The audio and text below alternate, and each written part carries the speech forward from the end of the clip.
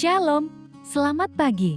Hari ini, Rabu 25 Februari tahun 2026. Bacaan Alkitab terdapat pada 1 Korintus pasal 10 ayat 9-13 dan yang kedua, Ulangan pasal 30 ayat 11-20.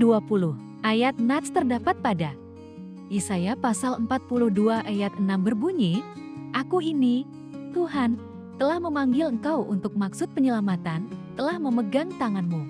Dan yang kedua, Matius pasal 17 ayat 5 berbunyi, Tiba-tiba, dari dalam awan itu terdengar suara yang berkata, Inilah anak yang kukasihi, kepadanyalah aku berkenan, dengarkanlah dia. Renungan berjudul, Tangan yang memegang, suara yang meneguhkan.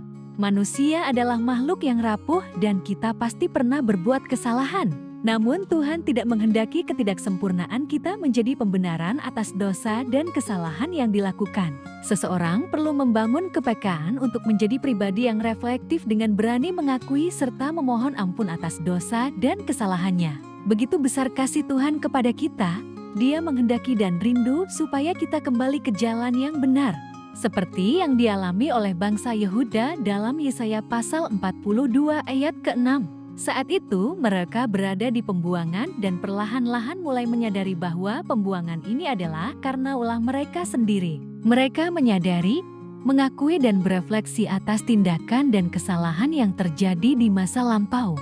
Bagaikan seorang hamba yang tuli dan utusan yang buta menggambarkan ketidakpekaan semua orang di Yehuda atas kesalahan yang telah mereka perbuat. Syukur kepada Allah bahwa Ia adalah sosok yang Maha Pengampun. Penghukuman Allah memang sangat berat bagi Yehuda, tetapi tidak akan membinasakan mereka. Tuhan menyelamatkan dan memegang tangan mereka. Bagian kedua Matius pasal 17 ayat 5, setelah Allah menyatakan kasih-Nya kepada Yesus, Ia memberikan satu perintah kepada kita. Dengarkanlah Dia. Dunia menawarkan banyak suara.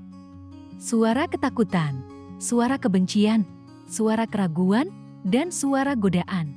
Namun, suara manakah yang mendominasi hati kita? Mendengarkan Yesus berarti membaca firman-Nya dan melakukannya. Mendengarkan Yesus berarti membiarkan damai sejahteranya memimpin hati kita, bukan kekhawatiran kita. Seringkali kita merasa tangan kita lemah, kita tidak kuat menghadapi masalah ekonomi, sakit penyakit, atau pergumulan keluarga.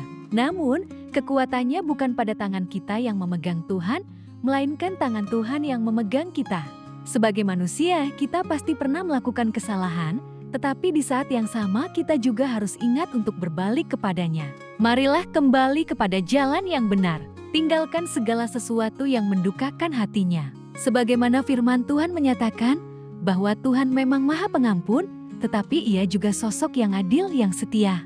Demikianlah seharusnya kita menghidupi Kristus di dalam diri kita. Percayalah Tuhan memegang tangan kita, dan tugas kita adalah mendengarkan suara Yesus di tengah kebisingan dunia ini. Doa. Bapa di surga, ampuni kami jika telinga kami sering lebih condong mendengar suara ketakutan dan kekhawatiran dunia ini daripada suara-Mu. Hari ini kami menyerahkan hidup kami, pergumulan kami, dan masa depan kami ke dalam tangan-Mu. Amin. Ditulis oleh Pendeta Naftalia Julita Liandra. Salam Bumi Bersukacita dalam Damai Sejahtera. Terima kasih.